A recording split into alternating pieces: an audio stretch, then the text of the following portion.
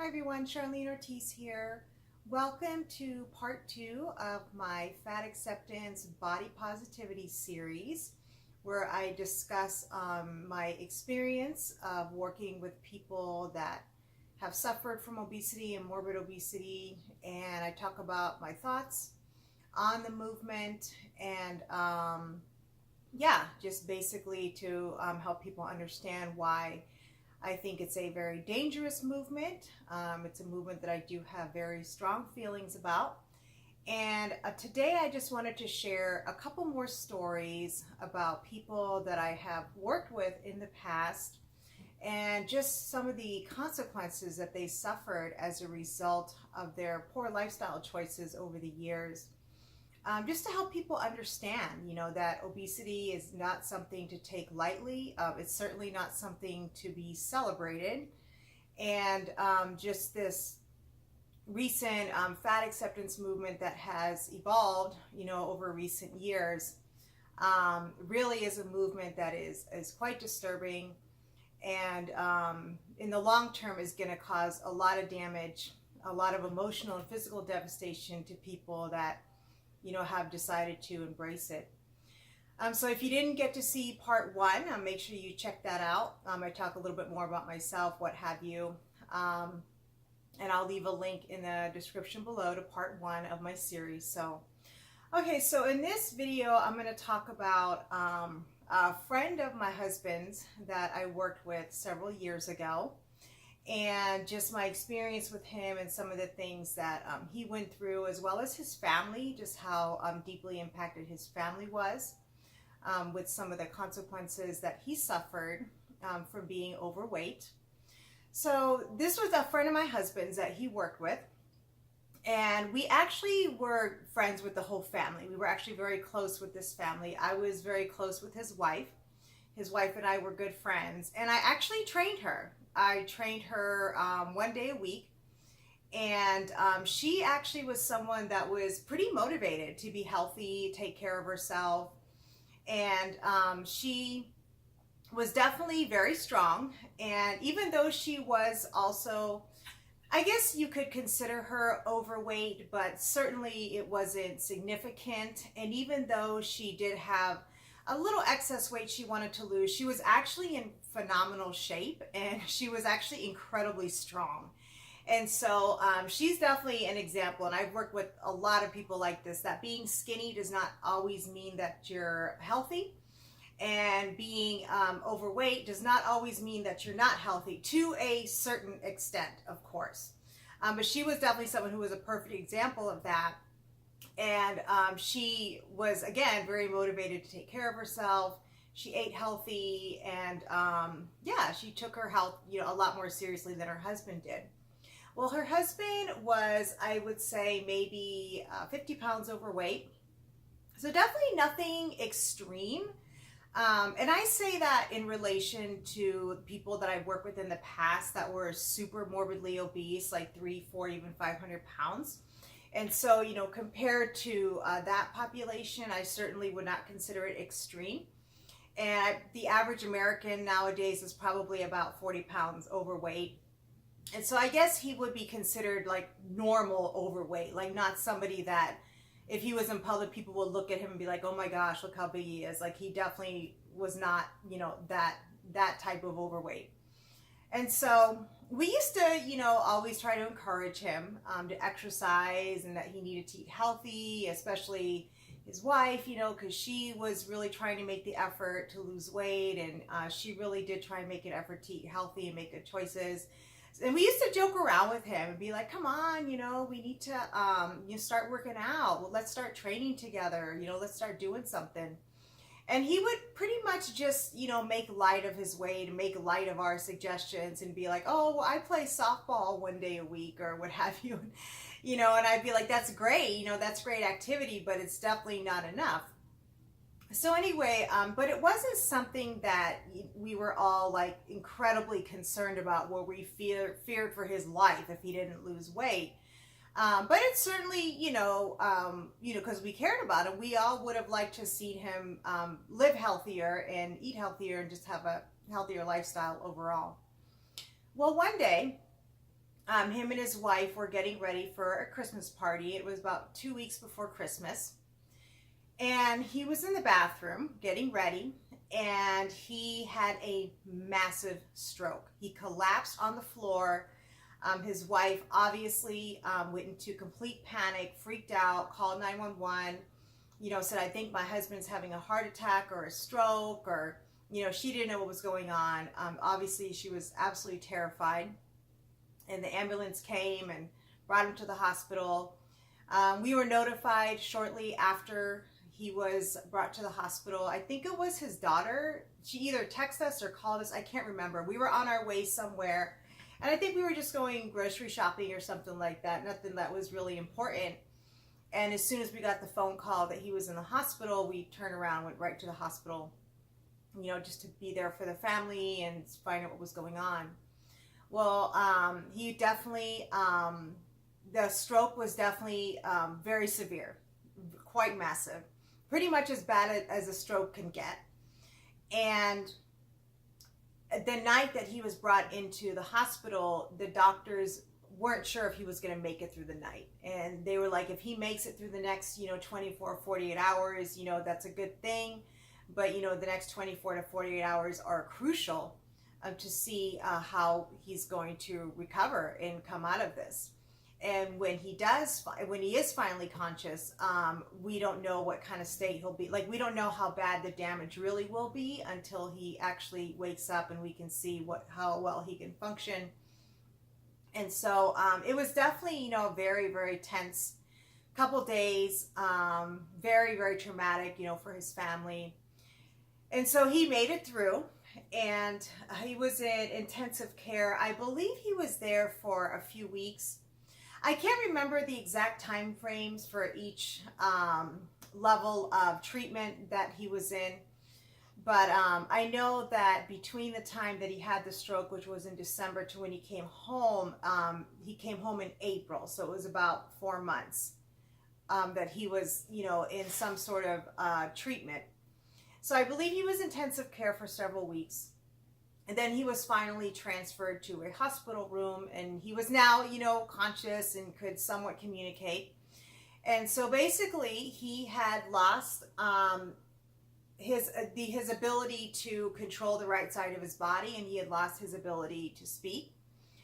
So the right side of his body was paralyzed, and he could speak, but he could only say words, and it had to be words that he had to say over and over again to be able to learn how to say it again. So in essence, it was almost like he had become a baby, and he had to start from scratch, learn how to walk and learn how to talk, learn how to do just basic everyday life skills. And it was definitely, really traumatizing and very sad, just to see that, his life will now be changed forever, as well as his family. Well, my husband went to go visit him one day after work. And it was the first time he had seen him since the stroke. And, he went, to his room, and he was like, hey, how you doing? It's good to see you. We're so glad that you're okay. How have you been feeling? How are you dealing with this? Whatever. And obviously we knew he couldn't really speak, but he could say words here and there.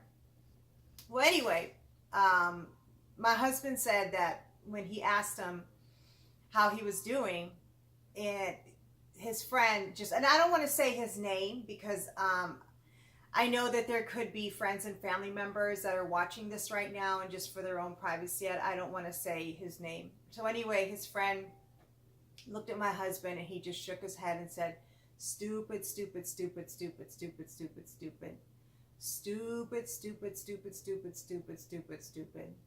And he just said it over and over again. And it was so sad, because my husband knew exactly why he was saying that, because he knew that he had basically done this to himself, and it was something that could have been avoided. And now his life is changed forever in a really horrible way, a really tragic way.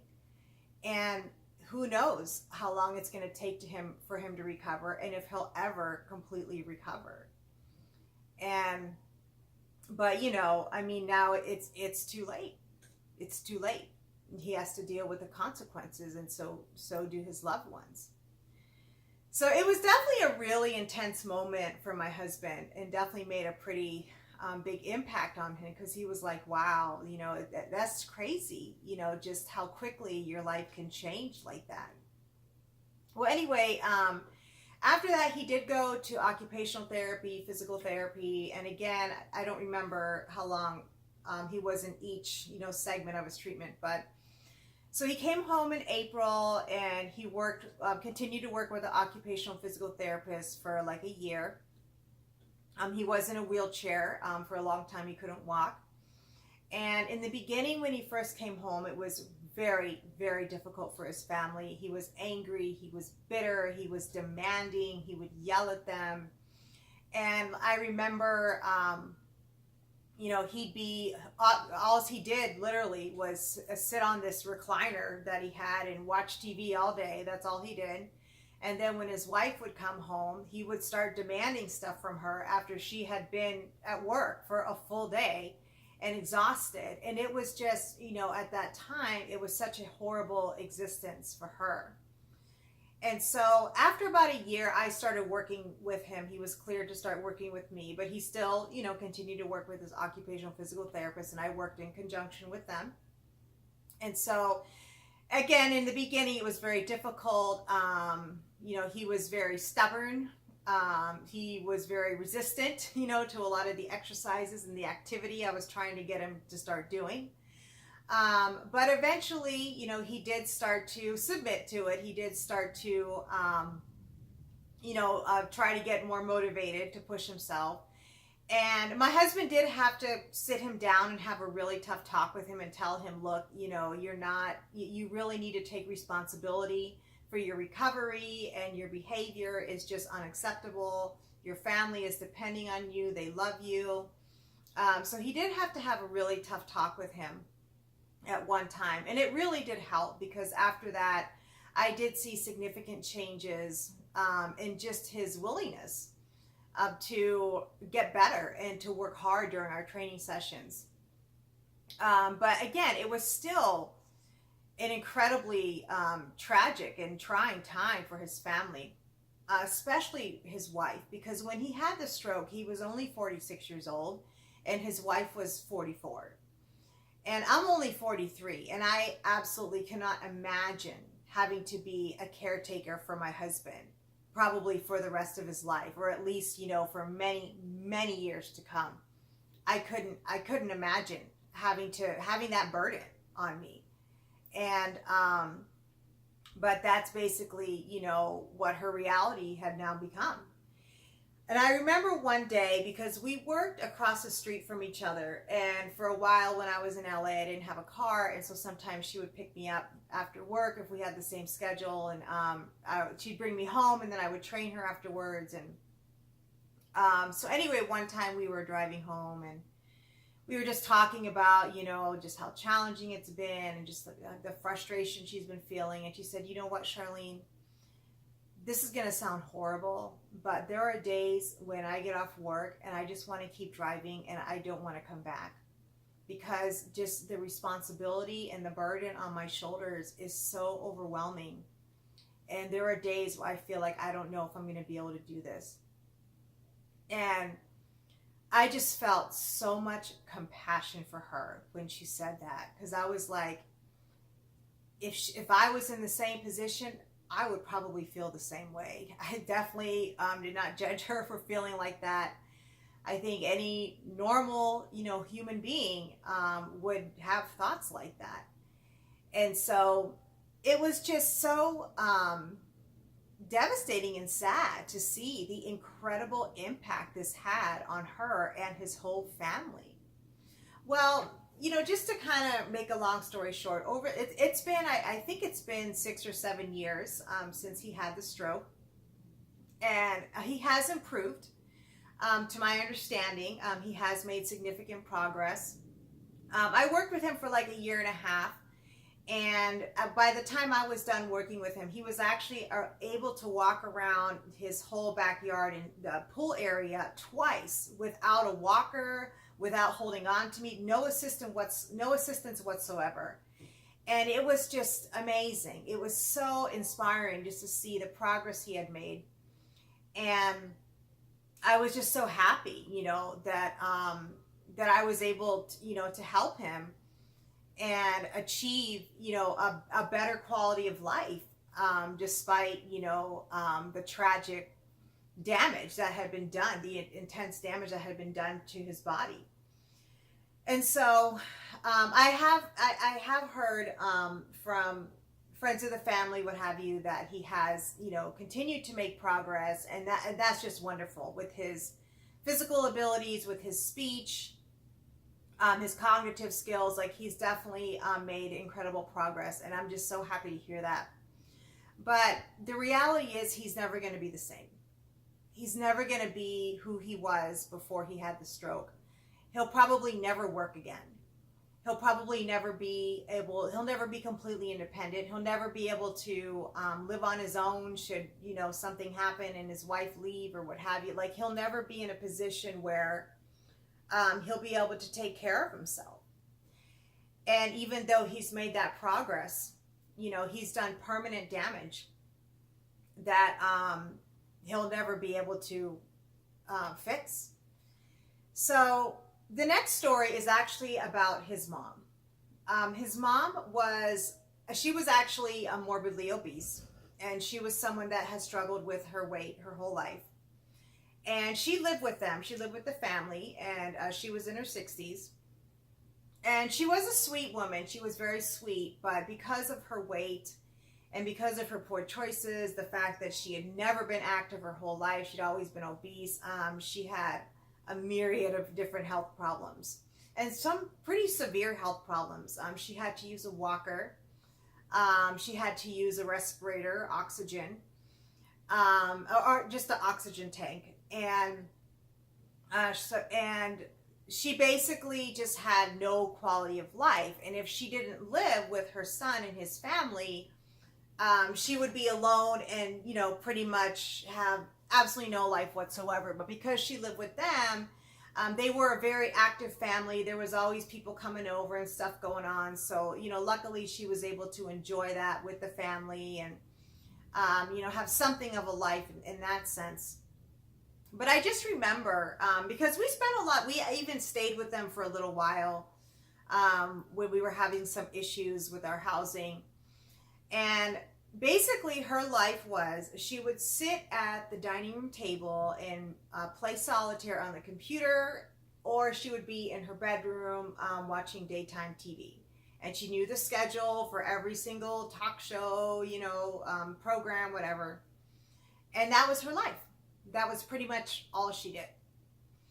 Well, after her son had gotten sick, obviously it was incredibly difficult for her because that's her son, number one. Number two, there really wasn't anything she could do to help him because she was disabled herself. So, she basically had to sit there and watch his wife take on the full burden of taking care of him while she was helpless and couldn't do anything.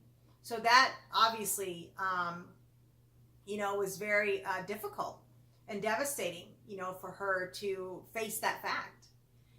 So the last few months that I worked with him, her mental health really started to decline. She really started to suffer from severe depression, and she stopped taking care of herself.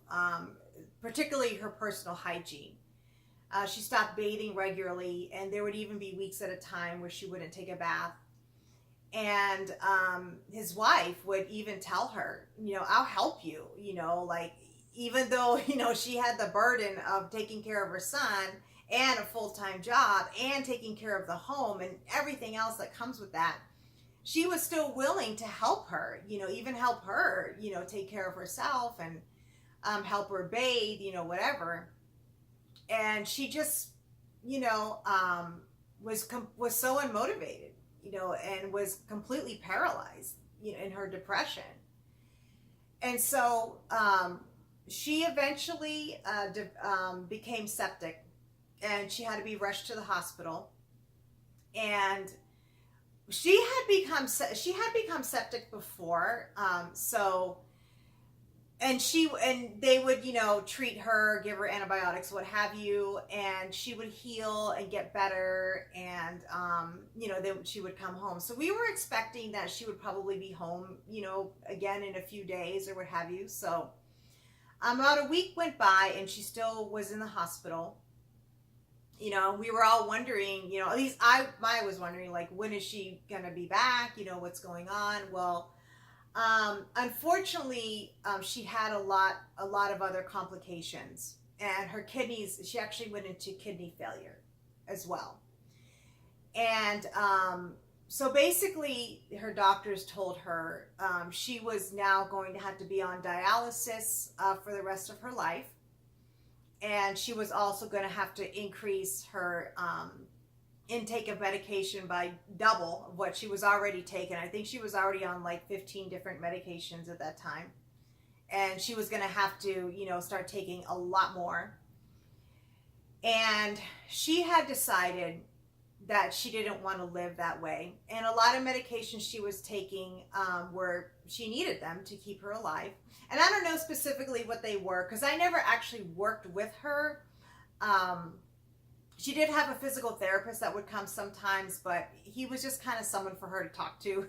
She didn't really ever practice the exercises that they did together when he was there. So anyway, she decided that she just wanted to be taken off all her medications and die naturally. And she asked that they would just make her very comfortable and just let her die. Now, I don't know what the logistics are behind, how they determined what they were going to do as far as, what is it, euthanasia? I don't know, because it was a family matter. So obviously they didn't tell us everything, because it was personal. It was their family. So I don't know everything about how that was like coordinated. So anyway, that's what she decided to do, and everybody was in agreement, I guess. And so they took her off all her medications, and just gave her, really good drugs, to make her feel good, relaxed and calm. And I think it took a couple of days until, she ultimately died. And one thing about her story that is so tragic is when her son went to go see her and spend time with her before she died. And he couldn't say the things to her that he really wanted to say, because, his speech was very limited. And it was so tragic for both of them, because she felt responsible for what he was going through. And she felt like, this is the legacy that I've left behind, a son that I never taught how to make good, healthy choices. I personally, did not make good choices throughout my life when it came to my health.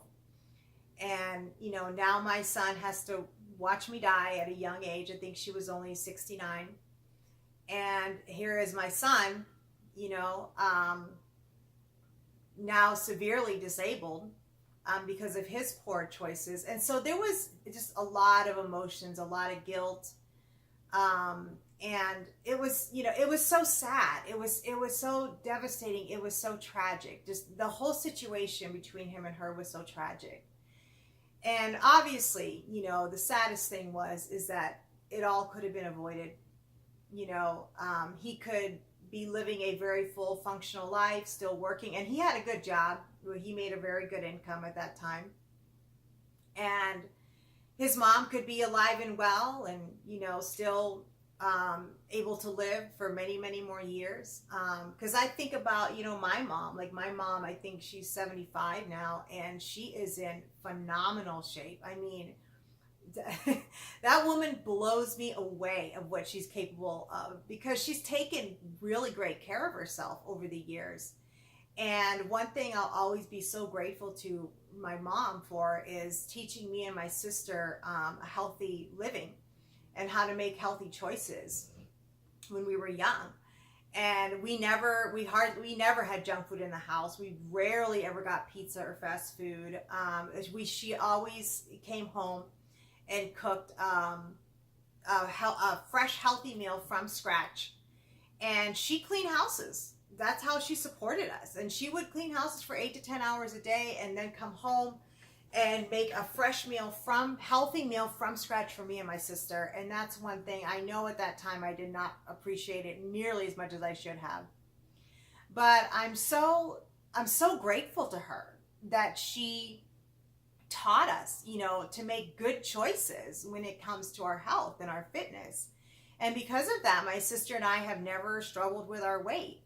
And so our upbringing and what we're taught, makes a huge difference on how successful we're going to be in taking care of ourselves as we become adults. But anyway, so I'm going to stop with those two stories today. And my next video, I'm going to be talking about my thoughts on fat shaming, which is something that infuriates me just as much as fat acceptance. And I'm going to share some stories, about people I've worked with and how fat shaming has impacted them and just the effect that it's had on them, and how, it's actually contributed to them to continue to eat and gain weight. And so I want to talk about that a little bit and just, again, share some experiences so people can think the next time they open up their big mouth to make fun of somebody who's fat that they see out in public, that they don't even know, so, but anyway, so I know this, these stories are kind of morbid and dark, not the most encouraging. I promise that towards the end of the series, it is going to get more encouraging, but I just really want to emphasize that, being obese and especially morbidly obese is nothing to celebrate. It's nothing to embrace. And it's something that is going to have severe consequences as you get older, and something that will cause damage to your body. Some that might be, irreversible, and damage that could possibly destroy your life, forever. So, I mean, you just don't know. You just don't know. So, all right, guys, thanks so much for tuning in. I know these are kind of long videos, but I really appreciate your time and attention. If you enjoy this video, be sure to like and subscribe. This channel, again, I said in my last video, it's not really intended for my normal subscribers, which is the chronic illness community. I do, my main focus of this channel is to help people with disabilities and chronic illness. Included in that demographic are people that are morbidly obese. And so that's usually my the main topic of my channel. And so if you're someone that you think would benefit, from exercises, to help you if you have limitations or disabilities, or you just need a place to start really slow with guidance and a form, what have you, this is a great channel that'll really help you, to start an exercise program if you are someone who is limited, with some of the things that you can do. So, all right, guys, remember, take care of yourself, protect yourself physically and emotionally, and don't forget, your health is your most valuable asset. Invest in it. Bye-bye.